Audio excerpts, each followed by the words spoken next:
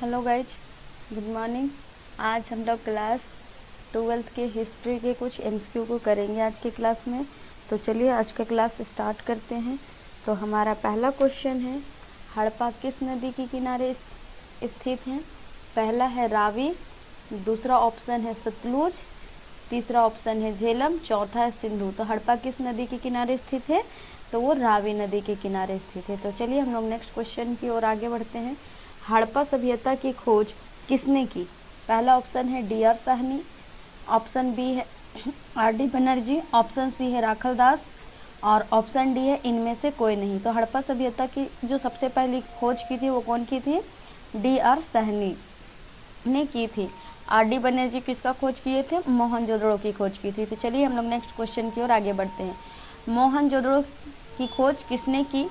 Option A R D Banerjee, option B Rakhal Das, option C D R Sahni, option D इनमें से सभी।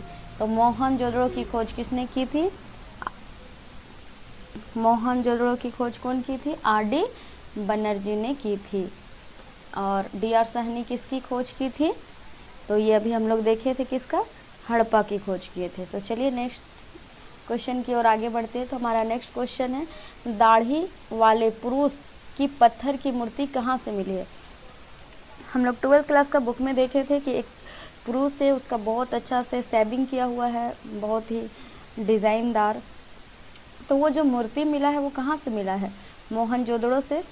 Option A Mohenjodaro, option B Lothal, option C Kalibangan, option D इनमें से कोई नहीं। तो दाढ़ी वाले पुरुष की जो पत्थर की मूर्तियाँ मिली वो कहाँ से मिली है?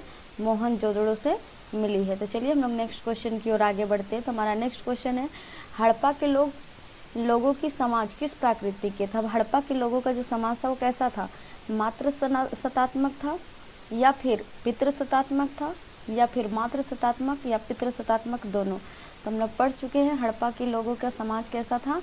मात्र सतात्मक था। तो चलिए हम लोग नेक्स्ट क्वेश्चन की ओर आगे बढ़ते हैं। तो हमारा नेक्स्ट क्वेश्चन है, हड़प्पा के लोगों के लिए तांबा प्राप्त करने का प्रमुख स्रोत कौन सा था? हड़प्पा के लोग जो तांबा मंगाते थे वो कहाँ से मंगाते थे? ऑप्शन ए राजस्थान का खेतड़ी से, या फिर पाकिस्तान का सिंध प्रांत से, या फिर कालीबंगन से, या लोथल से। तो कहाँ से मंगाते थे हड़प्पा के लोग तांबा? तो राजस्थान का खेतड़ी से वो लोग क्या मंगाते थे? तांबा मंगाया करते थे। अब चलिए हम लोग नेक्स्ट क्वेश्चन की ओर आगे बढ़ते हैं। तो हमारा नेक्स्ट क्वेश्चन है, हड़प्पा सभ्यता का लिपि कैसी लिखी जाती थी? हड़प्पा सभ्यता का जो लिपि थी वो कैसी लिखी जाती थी? दाएं से बाएं ओर, ऑप्शन ए, ऑप्शन बी बाएं से दाएं ओर, ऑप्शन सी ऊपर से नीचे, ऑप्शन डी नीचे से ऊपर। तो कैसे लिखी जाती थी? दाएं से बाएं ओर लिखी जाती थी, जिसको अभी तक पढ़ा नहीं पाया है, कोई पढ़ नहीं पाया है। नेक्स्ट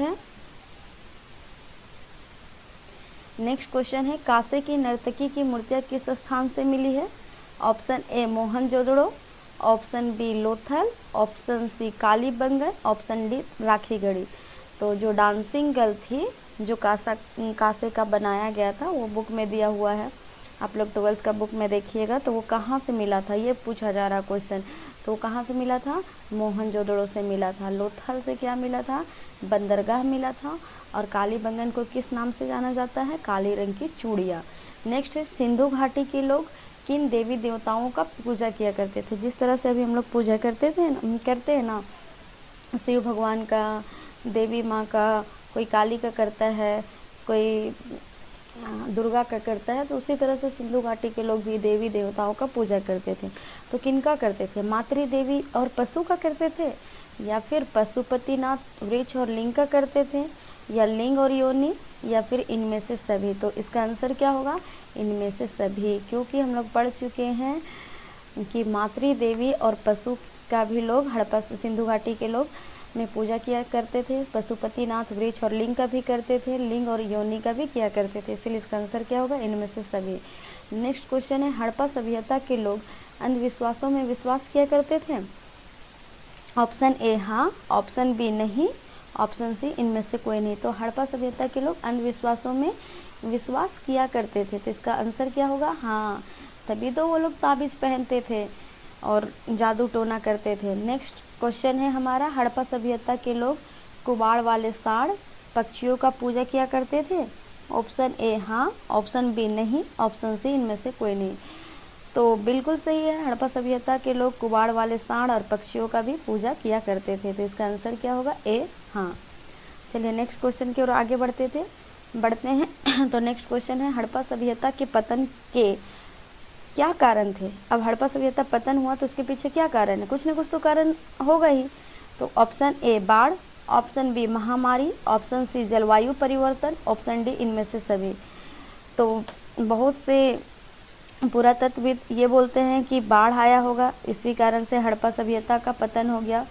बहुत से लोग ये भी बोलते हैं कि नहीं, महामारी के कारण हो गया।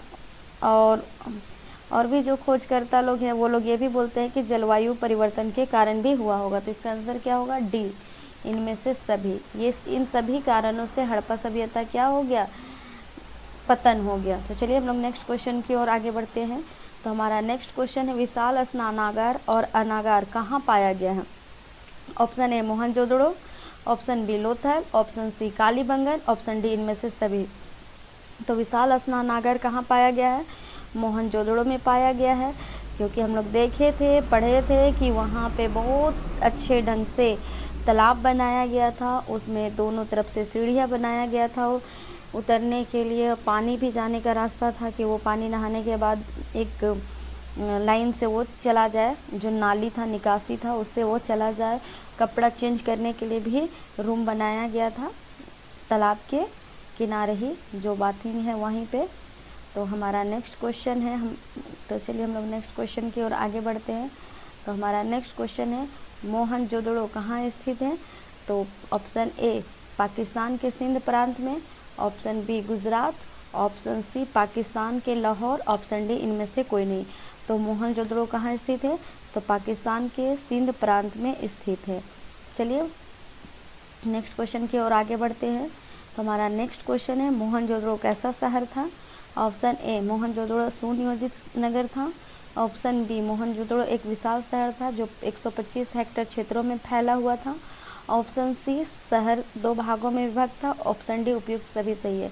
तो मोहनजोदड़ो क्या था, एक सुनियोजित नगर था, वहाँ पे बहुत अच्छा नाली वगैरह था, नहाने का भी स्नानागार पाया गया है, बहुत अच्छा सड़क बनाया गया हुआ था ग्रीक पद्धति से।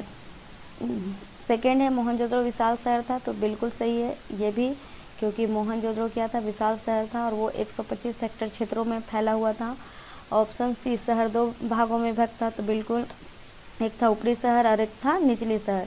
तो इसका आंसर क्या होगा, डी उपयुक्त सभी सही है। तो आज के लिए बस इतनी ही।